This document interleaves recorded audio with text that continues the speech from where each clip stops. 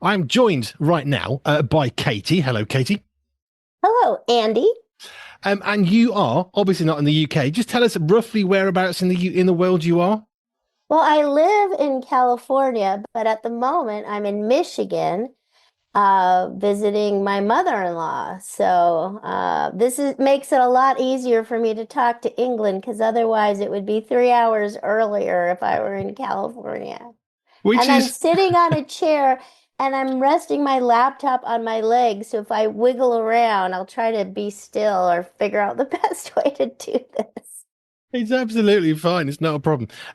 You are here today to talk about something which, I'll be honest, I haven't seen in the UK. I've heard about it, but didn't actually know about it. And let me just get the right name because I want to list this: Adventures in Odyssey, which is what we're here Well, to talk about. yes, Adventures in Odyssey is actually a radio program Oh, okay. that's broadcast all around the world.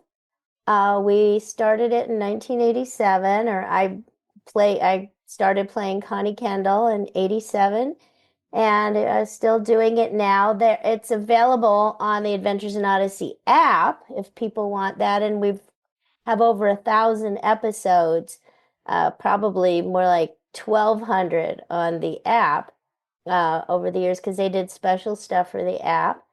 You can also, if it's not broadcast on your radio station, people can go to witsend.org or adventuresinodyssey.org and they put an episode up every day so people can listen on their computers. And it's a faith-based, family-friendly radio program that has just been a huge blessing in my life. And I know we have listeners in the UK because I was at MCM London last year at a Comic-Con, and there were one of our fellows who uh, his name's Tony Johnson, actually. Shout out to Tony if you're listening. He was an Odyssey fan and he lives there in London. So people listen all around the world. Which makes it really exciting. We got an email saying, "Would you like to talk to Katie about this? We've hit our 1,000th episode." And I was like, "Well, yeah, we love talking about stuff. Faith based, therefore, it's going to be suitable for a very, very wide audience." But just let's go back in time just a little bit. So to episode one, how did you first find yourself there, ready to go? And I'm now playing Connie. How did you get into that role? Well, about a year or so before that, I had I was just praying, asking God how to use me. And I was driving and I heard on Focus on the Family is who produces Adventures in Odyssey, and I was listening to the Focus on the Family broadcast. I assume you carry that. I'm We not know folks. sure. Yeah, we used some of that stuff over the Christmas period, which was brilliant. Okay, so they were doing something called Family Portraits, which was radio drama. And I'm a big fan of radio drama, and I recognized some of the actors, so I knew they were using professionals. So I went to their office and gave them my demo. I said, I'd really like to work with you if you're using voice actors. And eventually, Family Portraits became Adventures in Odyssey, and the writer said, we have this part for you. And when they got started, they had me in mind to play Connie Kendall, and so I did. But a lot of your listeners might know me from cartoons that I've done also that probably play in the UK because I know some nowadays, the cartoons I work on, they'll have like a British cast and they'll have an American cast. But back in the 80s and 90s, when we did My Little Pony, when we did Dungeons and Dragons, when we did Muppet Babies, where I played Baby Rolf, we did Darkwing Duck. I played Hunker Buttlefoot. And I know those weren't dubbed in British English, so some of your listeners might know me for that. Muppets, I think, has to be one of the most global phenomenons ever. I think just the very fact that they could get some amazing people on, actors who've done other stuff, who would come in and perhaps make a fool of themselves. I think it spoke of how much the Muppets managed to, I don't know, reach across different ages in the family. Yeah, well, Muppet Babies was a cartoon. Most of my work is in Mm. cartoons, although I've done a lot of live action, but not on camera. I will dub people's voices or do voice matching. As a matter of fact, you may be aware of Indiana Jones and the Temple of Doom. Yes. Well, that's my voice you hear coming out of the little Maharaja's mouth. That's me. I did his voice for the movie. Oh, fabulous. I mean, voice work. Okay, I do radio every day. It's something that I gets under your skin, I think, when I'm doing a radio show. It never quite feels like work. I mean, we plan for it, we schedule all songs and all that, and there's lots of work goes into it. But when I sit down, the little light comes on and I'm off. It never really feels like work to me. How have you found doing voiceover work? Is it, oh, it's just a job, or does it get under the skin the same kind of way? Well, playing the same character for 38 years, I don't know where she ends and I begin because we're very similar. Yeah. And it's like this parallel universe that I live in. But other work, it's a job, but it's fun and you have to become the character to do the job. So you do it and we don't have immediate audience feedback like you probably do on the radio where people can call in. Like now that I've lived so long, I meet people who watched or listened to things when they were kids who are grown up now, and now they can tell me their experience. But when you're doing it, you have got to wait 10 decades to get feedback from people. But it's fun because we're usually working with other actors and we're in the script and it's loads of fun. Obviously, we're talking about something that's faith based here, but let's just go back a little bit in time for you. What's your faith journey? Where does faith fit into your life as you were growing up into what you're doing now? Well, I was raised in the Episcopal Church, Anglican over there where you all are. But really didn't dedicate my life to the Lord until I was about 24 years old.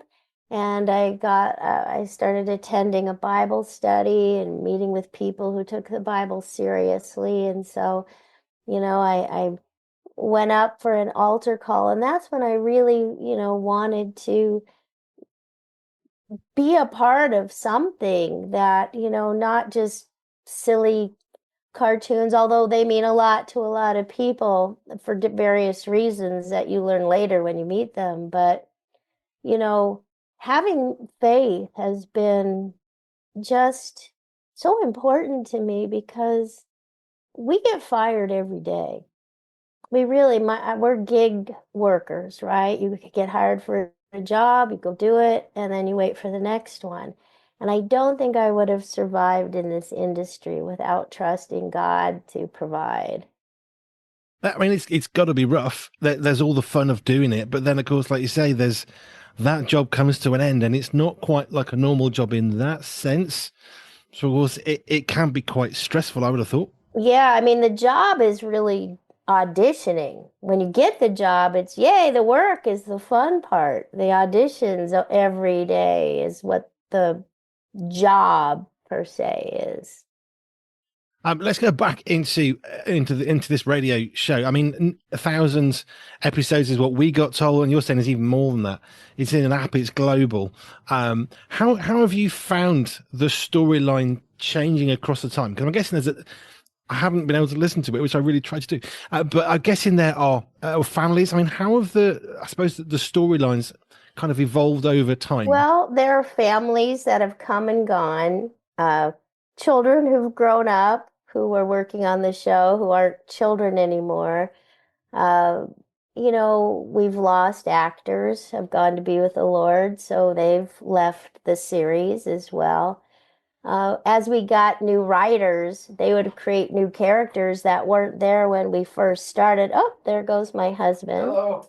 Um, we're on Zoom, honey.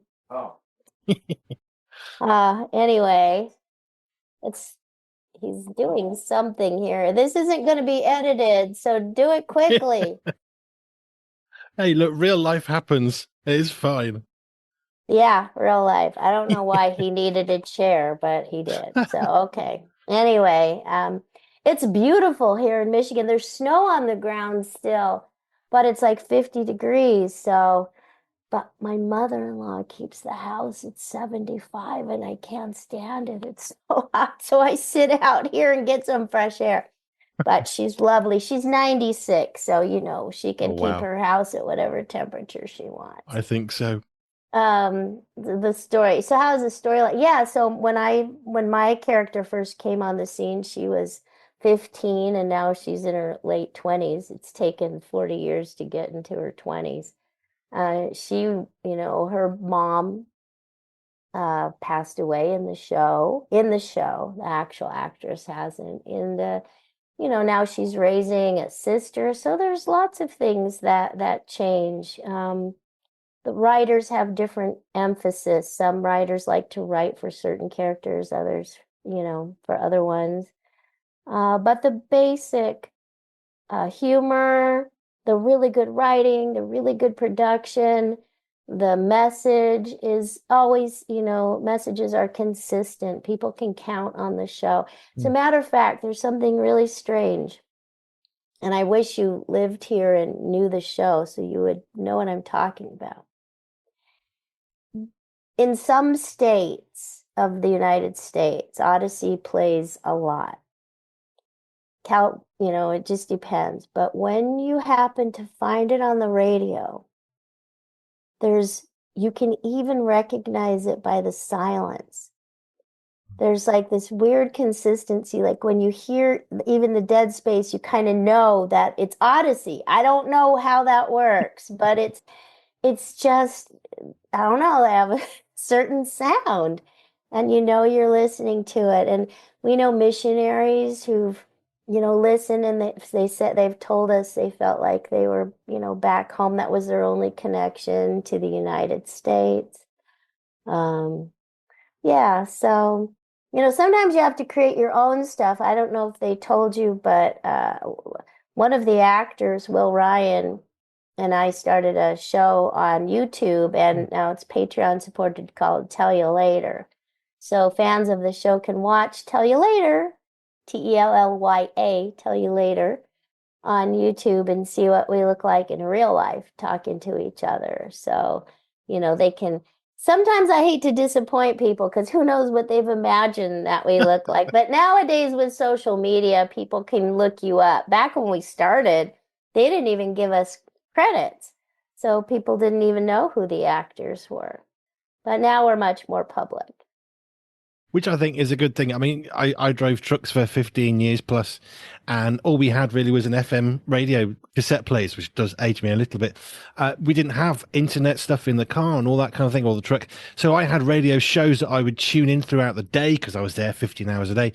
So you'd Yeah. have them, and they became, I guess, a bit like a friend. I'd tune in at 9 o'clock for this show, or 3 o'clock in the afternoon for that show, or 4 a.m. was this person. And they become kind of an extension of my little world in my little truck cab and become like friends.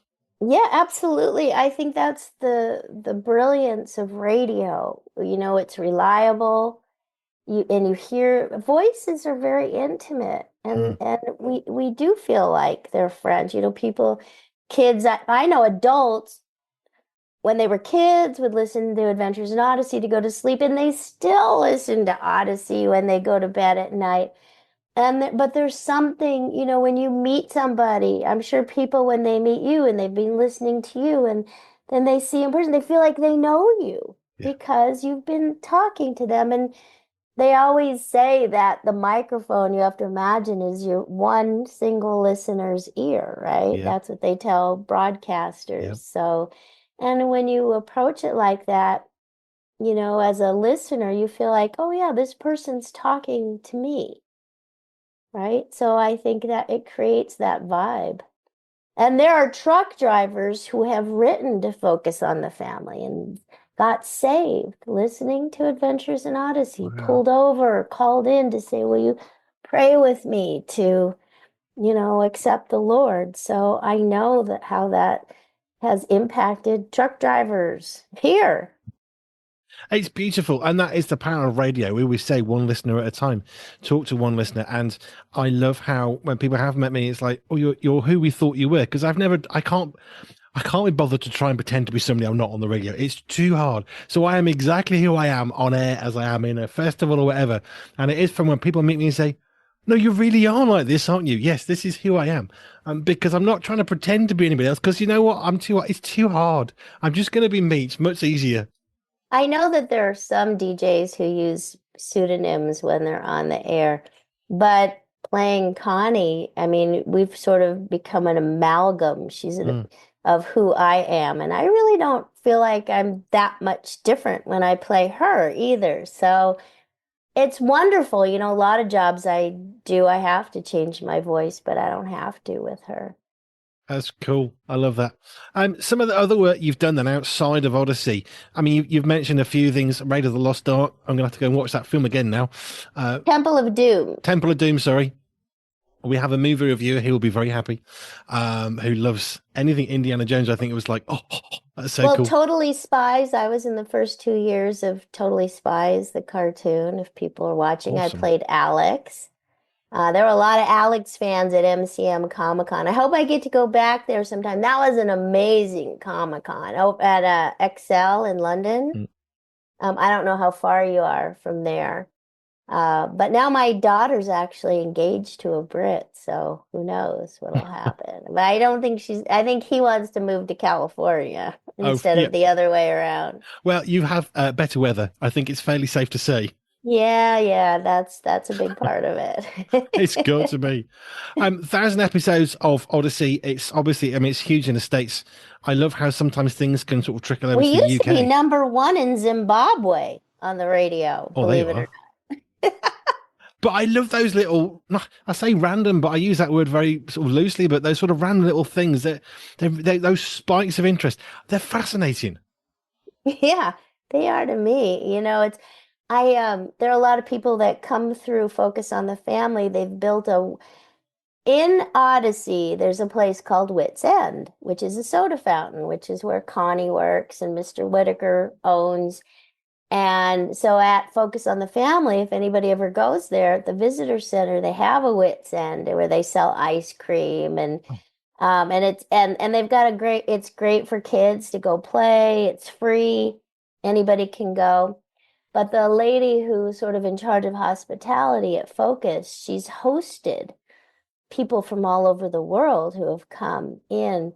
And she's got these amazing stories. One of them was there was this family that had like 20 kids, the Duggar family. They had a TV series. And one time they came to Focus and they all got off the bus and she said hello, hello, hello to all their names started with J. And then this one kid got off who was clearly, I think he was Indonesian or something. She's like, "Who are you?" And I don't know how he got to be friends with them or he was like but he told her that he learned English listening to Adventures in Odyssey, which Awesome. was amazing.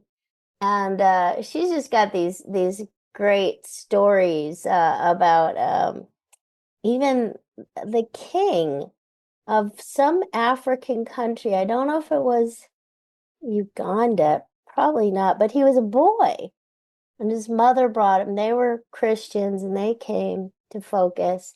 And at the Wits End, they have this big slide, like a spinny slide, right?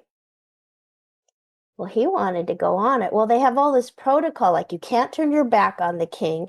You have to, and he just started running around, and like she was afraid she was going to get her head cut off or something because Protocols could be important. They can, yeah, it yeah. goes too far perhaps in that Well, one. I think he went into the Foley room and wanted to play with the swords because they've got a lot of they do the great sound of production for Odyssey, which Yeah. is one of the outstanding characteristics of the show. And so he was, and you're not supposed to say, "No, King, put that down." Yes, that would have been a challenge, I think. It was a challenge. It was a challenge to say the least. Yeah. Looking across all you've done with this amazing thing, what's the thing that you look back and think, you know, there's some really lovely moments, but this was a real special moment for me personally because I got to do this or got to say that kind of a story. Was there one that really sticks out for you? One it was early on. And in Odyssey, there's this machine called the Imagination Station. And when you go in it, you can go back in time or experience an historical event. And my character and the guy who plays Eugene went back to Bethlehem. It's called Back to Bethlehem. And we were there when Jesus was born. Wow. And there was all this, I mean, there's a lot of story to it, a lot of political activity, Romans and, zealots and all this activity, but it felt so real the way they wrote it, and especially when I heard it later, the way it was produced, of feeling like you were actually there, like because Jesus was a real baby, and what it was like when he was born, and that never left me, that sort of awe and wonder that we felt acting the scene and being a part of that story was amazing. Yeah. But if that's how you feel on a set, even whether it's video or audio, if you're feeling that, I mean, I always say this with the radio to people: if you're in a really great place, it's going to translate really well. If you're in a really bad place, people are going to know it's going to translate. But it really does translate well through a microphone, doesn't it? Yeah, well, I coach voice acting, and I always tell my students our ears are lie detectors. Mhm. We know if what we hear is real or not. And that's why you have to really act. You have to act as if you are on stage, but it's all in your mind. You have to have imaginary props and imaginary scenery, but it has to be real to you. And your actions have to be supported by sounds that would actually accompany actions that you would do Mm. on stage, because we can tell if something sounds real or not. And the other thing I say is if you feel it here, we'll hear it here It's yeah, in our it's so ears. true. I'm pointing to my ears for those who can't see me. You see, it's a good reason for me to remind people, watch this YouTube video later, and you can see what she's talking about. I think it's so important to understand. I mean, it's like a smile, isn't it? We can fake a smile, or we can actually have an emotional response that is a smile. But actually, it's very hard to fake what you feel as a smile, because that smile comes out from within in you, and it appears on the face, and you can't quite do it the same unless you're in a happy place that makes you want to smile. It has to be genuine. It has to be genuine. I think that, I think the most successful voice actors are those who are happy. The ones in commercials, they're just naturally have stuff because you can hear, make up a product. I don't know. This is the greatest magic wand I've ever used. It's just, it feels so good. It fits in my hand. When I wave it, all this wonderful stuff happens. And so if you really have that joy, people are going to hear it. And that's what makes a good commercial. And if you watch the video later, you will see Katie smiling a lot as she was talking. But that smile changes the sound of the mouth, and the voice out through the mouth changes, the output changes. So it's going to change the sound and the feel. I think my sister used to work in radio. I think she said something like sometimes she put Vaseline on her teeth to make sure she was smiling. Fair enough. That's committed, I think. I think that's what they do in beauty pageants to make sure that you keep your mouth open and smile. Hey, I didn't know we could learn about that. I'm not as good about that. I'm more of the people who they write in and say, "Wow, you really moved me because you were really crying." Because I'm pretty good at connecting to my weepy self. Yes, I can cry quite easily without much of an issue. You've shared some of the easy stuff. Sorry, the most popular stuff that you kind of remember that's transformed you. That thing of Bethlehem. I could imagine that would be really powerful if it's generated in that way. It's like any good theatre, whether it's visual or just what you can hear. Only I think what we hear is actually can be far more powerful than what we see, because you're focused so more on less stuff going on. You're not watching what's going on. You're hearing, which is why I think radio, audio, whatever, it's so much more, like you say, it's more intimate, it's more powerful. Yeah, I shared that on another interview because I believe that. Well, I'm a big audio theater person, but because you're listening. You have to listen a little bit harder than when you're watching. We often do other things when something's on. We'll listen. But if you miss the picture, you kind of miss things. But in Mm. audio, we have to express everything through sound. So we hear everything, but I think you have to be a little bit more engaged, and they're not telling you what's happening. You're trying to figure it out. So your brain maybe is working a little bit harder. I did an interview many, many years ago. I was selling cloth nappies as an ex-trucker. So I was, an interesting kind of character. And this local radio station come and do an interview about what it is you do. And they bring something with you that we can talk about on air. So we've got a prop, fine, okay. So I took a nappy with some Velcro, the sort of, the loop and hole pull stuff. And so I opened it against the microphone, and someone says, "Oh, that's a good noise, that." So then we had radio Velcro, which makes no sense, right? Because it's a visual, it's a visual sticking together of these two bits of fabric. But we were there for like 50 minutes for what should have been a 5 minute thing. And the guy afterwards, the producer said, it was so much fun. We didn't want to Well, stop the that's interview. ASMR, right? Because Exactly. that's a whole big thing now on YouTube and just listening to the sounds and hearing, Exactly. yeah, what is all that?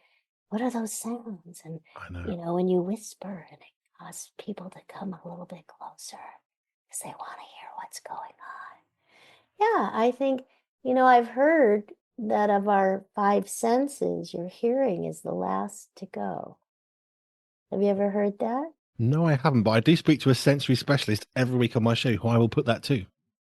Yeah, ask because so even when someone doesn't appear to be conscious, that's why we still talk to them because they can hear probably. And that's really powerful. I And it think is it's really really powerful. powerful.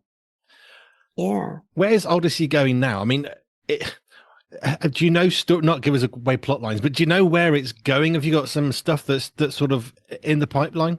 Well, first of all, they don't tell me anything. So I don't know. But what I do know is I do know is they're creating a cartoon, which I'm probably not in because it's supposed to take place before our stuff started. As far and they're not going to be producing CDs anymore. So it's all going to be MP3 Yeah. downloads or using the app or radio, whatever stations air the show. But as far as plot goes, I don't know. I have ideas I wish they would implement, but they don't seem to listen to me. And they plan these things like a year in advance. So once they start a story arc, I guess there's no stopping that train. Um, but as for myself, I know that people can watch if they get Answers TV. I don't know if they get that in England or not. It's a streaming service, a faith-based one. The people who built the Ark, I don't know if you heard, there's an Ark Encounter exhibit I here, and know about this. Yep. Answers in Genesis. Ken Ham. yeah, so Answers.TV, and I play the voice of Lily, who's a little dinosaur on Lily's Lab, where we ask questions and dig for answers. So that's what she sounds like. Awesome. I also have a book. I didn't realize we would be on camera, but I've written a book. Where is it? It's called The Itty Bitty Book of Codependency. It has nothing to do with Odyssey, but it's a comic book. I can show you. Let's see, because I'm going to walk around here. You guys can see Michigan through the window. Let's see. I'll pull out, a copy because I'm getting ready to go to an event. So that's what I'm doing here. And I brought some with me. So I'll show you. Awesome. Yeah, this is Excuse me. fun. This is fun. I'm going to make your audience dizzy. So this is my book. Okay. And as you can see, it's just drawings. It's the comic book, but it's kind of fun. Can you read that? Yeah. What would they think of me if I said no? Now, just a little more work. Yeah. Yeah, so it's just a humorous look at some of our behaviors that maybe we maybe aren't serving us well. It's but keep the fun and dysfunction. That's what we Yeah, so, but I think that humor is goes a long way in getting an idea across. So I made that book. And so that's available on Amazon or through my website. If people want autographed copies, it's kind of hard to send things to England. We actually have patrons for the Tell You Later show who are in England. That Tony, the one guy I mentioned, Tony Johnson's one of them. So every month we have a drawing for a hand crocheted scrubby that I make. And we have a drawing and it doesn't matter what level patron you are. And so when I have to send something to England, it costs me like $12, like four times as much as it costs to make the thing. So I know a little bit, but I think when you order from Amazon, they have their own places, Hmm. so it doesn't cost more to order a book that way. Yeah, I got to say, my books you can buy them around, and it's Oh, you have a yeah, book? I got a few, but it's nice because it means that it's not really expensive because you buy it wherever your country is. So it means it's not £1 million What's to your send a book. book? What's your book? We've got three. One is called Pure 247, which is about the story of our radio station. Because we had so many miracles of God involved, and sometimes you really need to write about this. So we wrote down literally, it was started after 12 months, and then we finished the book, signed and sealed it, all ready to go. And then the following week, after I'd said, "Here we go, it's good to go to print for Amazon, all that," my oldest son had emergency surgery, which we then added in the book of saying, "Look, when you're following God, some amazing things will happen. It won't all be easy. And here's what happened." The week after we're about to launch this book, is my son was in rushed to hospital for emergency surgery. So it's saying, look, when you're following God, it's a really exciting journey, but there's some good and there's some hard stuff. It's worth it. Everything's worth it. But that's what the book's about. Pure 24/7. Wow, wow. I'll have to get that. Pure 24/7. Wow. So, did you create this radio station? Yeah, so the radio station launched September 2023, and we launched it because we thought, well, it's an interesting idea. But three people in 1 week said, Andy, you need to launch your own radio station. So we started off with, is this even allowed? Can we? Is there a law? I mean, what can you do? I don't know. I haven't worked in radio much, just volunteering. So we thought, okay, let's go for this. Prayed about it. We launched it in September, and God's been really gracious to us. We're still here into 25 and beyond. We've now got a magazine we've launched off the back of that because we're really passionate about how do we support everybody. We're not for children or for adults. It's the whole family, but it's always pure media. So we always talk about 3 point pure. So no bad language, nothing immoral, nothing illegal, and that's across all that we do. So the radio and the magazine now as well, which is also free. It's how do we equip people? So we've got people actually got some nice writers from the US as well, which is cool, and the UK. So there's a nice blend of people Well, who are that's writing for it. awesome. Do you ever put on radio drama on your show? Audio drama? I would love to, but not yet. It's not a lack of want. It's more a case of when we get people who can, we'll do that. All right. Well, let me know because last week I recorded this great there's a new an audio drama called Jake Muller Adventures that are pretty cool. You should check them out, and you could. I'm sure they wouldn't mind if you aired them. I'm actually going to be doing a coaching session for in England. I don't know if you've heard of Gravy for the Brain, No. but it's for voice actors, and they're in the UK, and they have a conference, one voice conference. But I'm going to zoom in a class, a voice acting class. They've asked me, told me I could do it. So I think it's in May. So any voice actors out there, check out One Voice Conference in London in May, and you'll learn about the voice acting world in the UK. I'm going to be talking about the title is The Eyes Have It. Vocalize, physicalize, internalize, some other eyes, use your eyes. I don't know. I have it written down. I don't have it memorized. No excuse. Terrible. Right, Katie. Thank you. I really would love to know more about Odyssey. We don't. It's. I mean, the thing is, some stuff translates over the UK. Okay, it comes across and we can get hold of it. Some stuff it's harder to find, but I'm really happy to let people know about this. Like, go and check it out. You said there's an app. Well, Yeah, that'll Adventures in work. Odyssey app. Adventures in Odyssey app. And there's interviews on there besides just episodes. There's so much content and great for a family, and here in the States, when people, buy cassettes or CDs, they would measure how long a trip would take for the family. Well, this is going to be 3 Odysseys. This is going to, this is how long it's going to take us to get there. And it really does help a family pass the time if you're on a driving trip. And it's, you know, and some of them are, more than one part. So it keeps your kids engaged, your family engaged. Well, what happens next, right? So you want to hear the next part. And it's really terrific for things like that. And then, it gives families stuff to talk about together too. If you've got a run of something that's 10 or 20 episodes, that's pretty impressive, I think.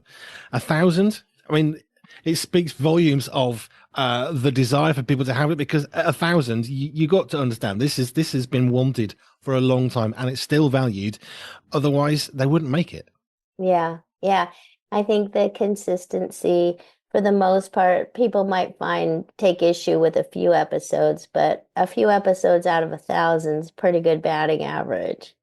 I would say so. I remember in the UK there was something called The Archers, which I don't think happens anymore. Yeah, It was huge. yeah. I think it's still going on. Okay, it may well be. I don't listen to that radio station, but because I've got my own.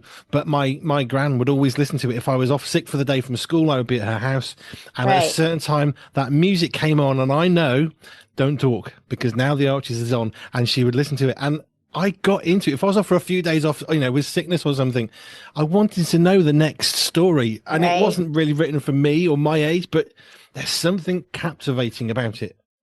Yeah, yeah. Yeah, I think they're the longest running. Now, is it a serial or are they separate stories? I think it's a serial, right? It was ongoing all the time, so it's same as Odyssey. There was always continuation from the previous episode moving forwards. Right. So they're the longest running, I think. Yeah.